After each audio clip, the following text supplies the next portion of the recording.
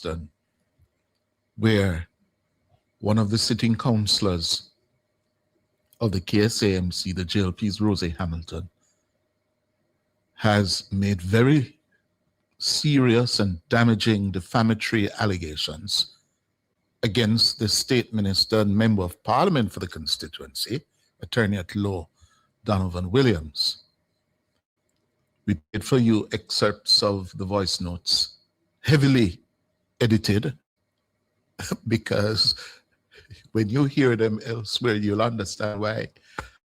As a traditional media house where everybody knows where to find us, yeah, we can't play those because we don't know. We can't verify, and Miss Hamilton is refusing to come on air. We invited her here this morning so that we could question her, we could interrogate her, we could probe, and she refused. She said she didn't leak the notes. She was speaking to a private group of labor rights, JLP supervisors in Central Kingston, and she doesn't want to say anything publicly. But in the last half an hour, we have received from the Member of Parliament, the State Minister, Donovan Williams, the following letter. Nora has that. Nora? All right, sir. So this letter to Ms. Hamilton says, Dear Ms. Hamilton, re-defamatory publication concerning State Minister, the Honorable Donovan Williams, MP. Reference is made to the above captioned matter in which we act on behalf of the Honorable Donovan Williams, Member of Parliament for the Kingston Central Constituency and State Minister, hereinafter referred to as our client. We have been instructed to formally address the false, malicious, and highly defamatory statements made and published by you and or your agents via various social media platforms, to include, but not limited to, WhatsApp and TikTok, which have since been widely circulated and disseminated to members of the public. Your decision to publish these statements concerning our client is deeply troubling and entirely unjustified. The contents of the said video are wholly untrue, and our client categorically rejects each and every assertion made therein. The natural and ordinary meaning of your words is to lower our client in the estimation of right-thinking members of society, expose him to public ridicule and contempt, and to undermine his integrity, credibility, and standing as a public official. The widespread circulation of this content, particularly on a platform such as TikTok, has significantly amplified the harm caused. Your actions have resulted in serious reputational damage, public embarrassment, and ongoing distress to our client. Further, your conduct demonstrates a reckless disregard for the truth in circumstances where no reasonable steps appear to have been taken to verify the accuracy of the statements prior to the publication. Your actions are therefore actionable under the Defamation Act 2013.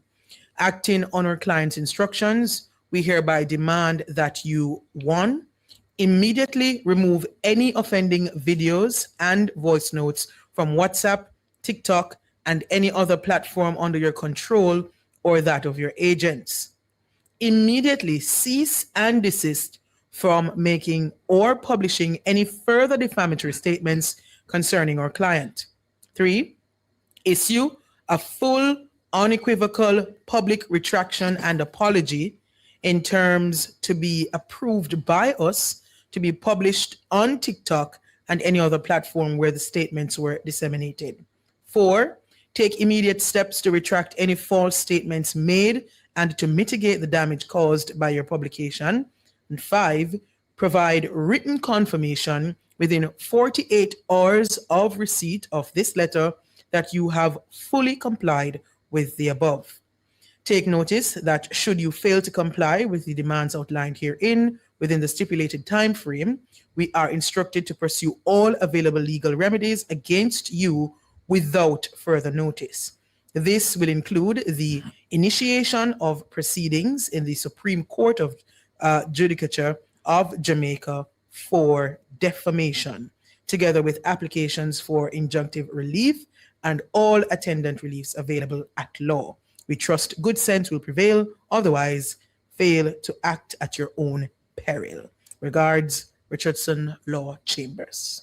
Acting on behalf of the Member of Parliament and State Minister, Donovan Williams. It's 23 minutes after 10. You heard it here on Cliff Hughes Online. Thank you very much, Ms. I request to be taken out of frame, please. Thank you. All right. Well, moving on to another issue of the morning. More than $15 billion. That is how much the minister with responsibility for water, Matthew Samuda, says the Holness administration is investing in Jamaica's water infrastructure this year, more than $15 billion.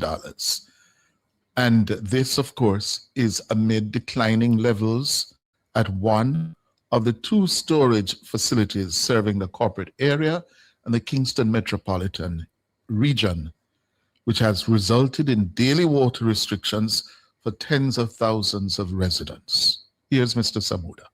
This year, the government is happy to report that it is investing in excess of 15 billion Jamaican dollars in correcting the infrastructure issues that we face. And that spans across water, sewage treatment, and indeed irrigation. It is a massive investment and undertaking to correct the issues that we face. Minister Samuda says a study conducted by the Water Resources Authority 2 years ago revealed that Jamaica still has enough fresh water for potable use and agricultural production. He says, of course, this is in stark contrast to many countries in the world that are currently facing severe shortages of water.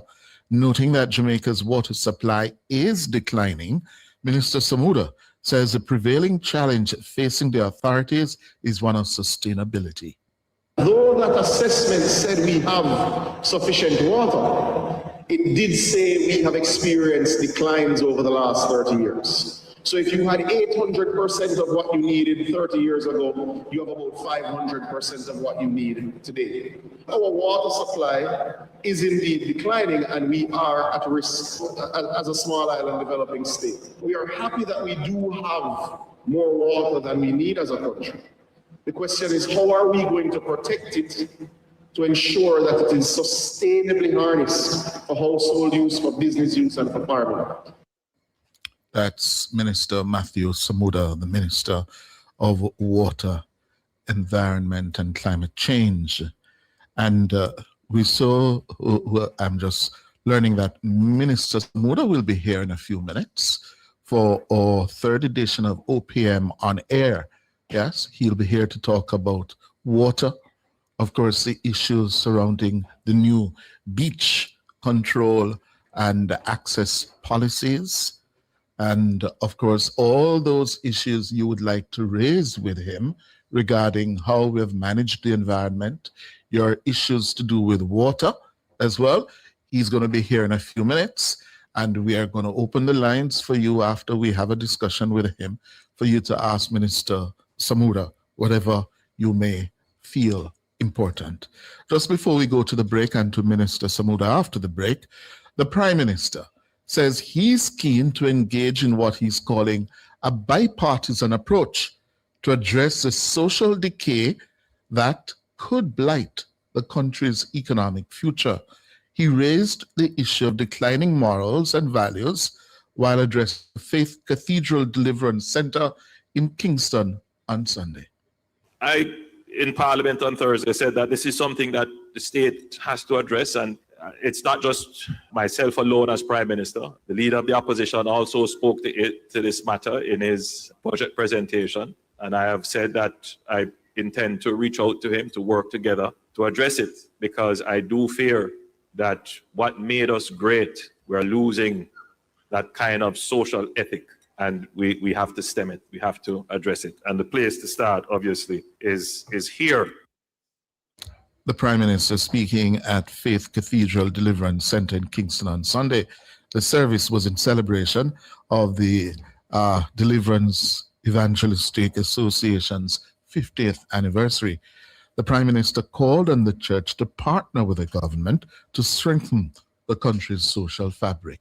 Violence is being reinforced as acceptable in our society, and it is having an impact on our productivity as a people. And ultimately, therefore, it is having an impact on our ability to grow as a society and as an economy. Yes, Prime Minister Andrew Holness. Well, that's where we're going to leave it for the moment. After the break, he's here, the Minister